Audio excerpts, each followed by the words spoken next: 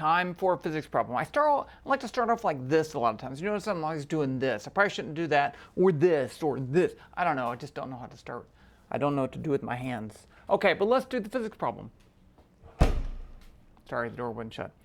So the problem is a half-atwood machine with friction. So the half-atwood machine has a cart or a block or something on a horizontal table with a string attached to it going over a pulley and a mass hanging down there. So in this case, this block is 550 grams, that one's 132 grams, and the coefficient of friction is 0.15.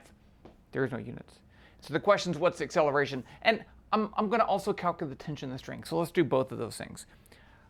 Now, in a problem like this, I've already drawn the picture. I've already written down the things that we know. Let me just fix, let's call this M1 and this M2. And so M1 is 0.55 kilograms. I've converted that to kilograms. And then M2 is 0.132 kilograms. If you want to do official unit conversion, you go for that. Of course, we need to know G, 9.8 newtons per kilogram. And then what are we looking for? We're looking for A, and we're looking for T. What kind of problem is this? Is this a work energy problem? Well, no. It can't be a work energy problem because the work energy problem doesn't have acceleration there. So we're talking about acceleration, then we really only have two big ideas. We have Newton's second law with acceleration, and then we have work energy. Now, yeah, there's the kinematics and things like that. That's all part of the acceleration, I'm going to say. But those are the two big ideas, work energy and Newton's second law. So this is a Newton's second law problem. Now, it's a little confusing because we actually have two objects. So let's go ahead and draw a force diagram for this object and a force diagram for that object. So here's mass 1. So I know that I have a gravitational force M1G pulling down on it. It's a long-range force. And I know that the table pushes up on it with a force N. I'll just call it N. Now I have a tension pulling this way. The string pulls in the direction of the string. And then I have a friction force. And we're going to assume that that the mass is sliding this way. I mean, it doesn't have to. I should have said that more explicitly. I mean, you could push the mass that way. That'd be a pretty good question. I should have done that. Darn it. Okay, so let's say it's moving this way. If that's the case, the frictional force is in the opposite direction. It opposes the sliding motion. So there would be a backwards pushing frictional force. I'll just call it FF. It's kinetic, though. Now for the other mass right here, we have this mass. It has a gravitational force M2G, and then it has an upward pulling tension. So that's the nice thing about this string. If it's a massless string, then the magnitude of the tension right here is the same as the magnitude of the tension right there. But strings only pull in the direction of the string. So that means that this string's pulling that way and that string's pulling that way. So they're in different directions, but they're the same magnitude. Okay, now we can start writing down Newton's second laws. So let's start with this one. The first thing that we want to do is to pick our coordinate system. I'm going to pick this as x and y. And if that's the case, I can say F net in the x direction is mass times acceleration in the x direction. Boring, right? There's no forces. So let's just skip to y. So I have T minus M2G equals M2A. But I already said that it's moving this way. So that's actually, let's assume, we'll find out later, that this is moving down. Now, which way would it accelerate? I don't really know. I'm going to assume it's accelerating down. So I'm actually going to put a negative sign there. I'm running out of room. M2A. Did I fit that in there? Barely fit it in there. Okay. So there's one of Newton's second law equations.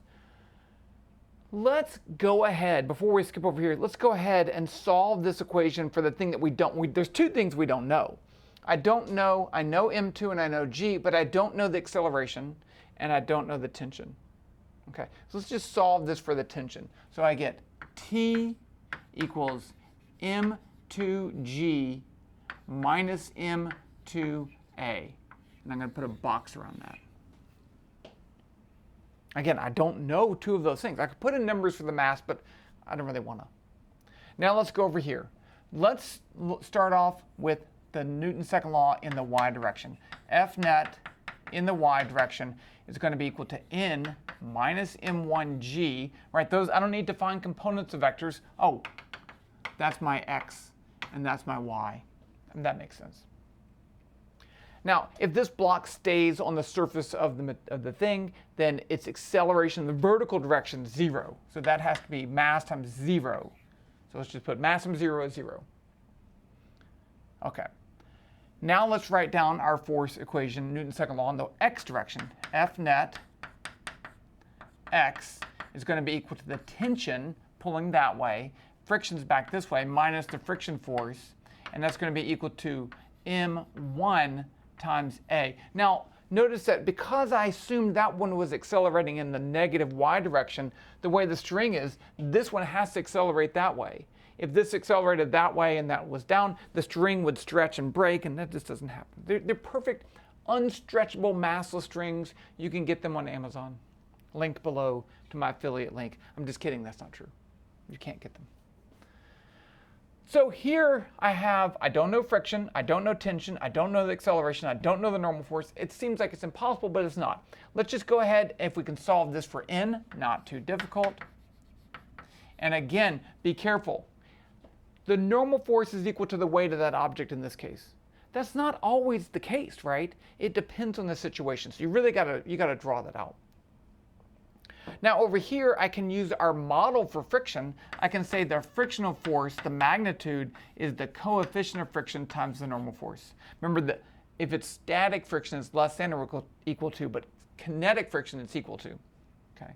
So I have that up here, and I can put in a whole bunch of stuff. So I can put this in for that n. So it's going to be equal to mu k times m1g. So now I can substitute this in for that, and that in for the t. So I get the following equation. T, which is that, m2g minus m2a, that's that, minus the friction force, minus mu k m1g, and that's going to be equal to m1a. Now I have one equation with one unknown, right? The only thing I don't know in this equation is a and a. So let's solve for a. I'm going to add m2a to both sides. So I get, do I have room? Yep. I have m2g minus mu, that is a Greek letter mu, k, m1g, and that's going to be m2a plus m1a, or m1 plus m2a. Now I can divide both sides by this, and I get my answer. So a is going to be equal to m2g minus mu m1g over m1 plus m2.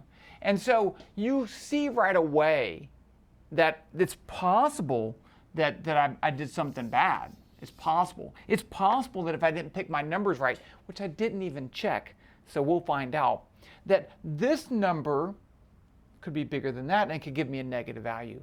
And what that would mean, well, let's just calculate it. Okay, so let's put in our values right here. A is going to be m2, which is 0.132.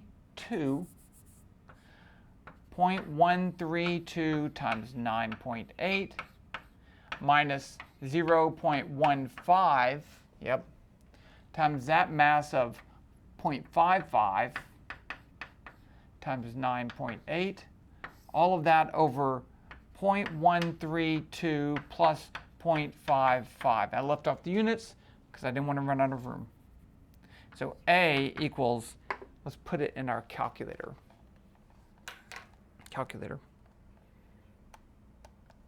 So I get 0.132, 9.8, 0.15, enter, 0.55 times, 9.8 times, oh, I messed up. I'm going to start over. Oh, no, maybe it didn't. 0.132, enter, 9.8 times. I did mess up. 0.15, enter, 0.55 times, 9.8 times minus, I do have a positive number. That's good. And then I have 0.132 enter, 0.55 plus divided by. And I get an acceleration 0.1711 newtons. Okay, notice that if I increase the friction too much right here, then I would get a negative acceleration, which is still fine. You can still do the problem, right?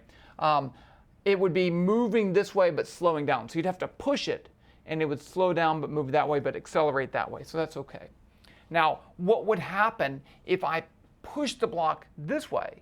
If I give it a push that way, my force diagram would change, because now the direction of the friction force would be that way, right? Because it opposes the direction of motion.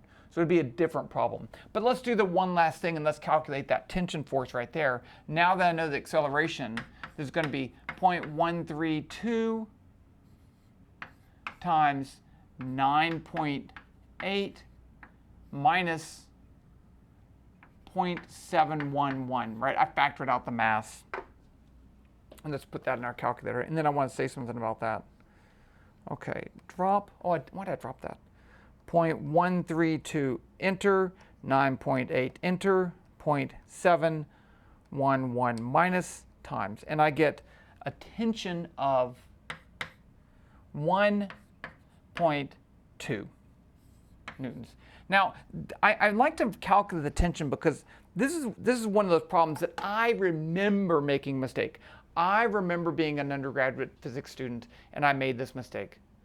And the mistake was, I took this problem and I said, okay, that mass is hanging right there, so if I take the mass times the gravitational constant g, I get the tension, and then I can apply the tension up there. But that's not the case, right? This tension is actually less than the weight because the whole thing is accelerating down. So you have to be careful about that. So if I'm holding this and I keep it stationary, the tension is the weight. But as soon as I let go, the tension's less than the weight. And that's kind of weird, but that is indeed what happens. Is kind of cool too. And that's the physics problem.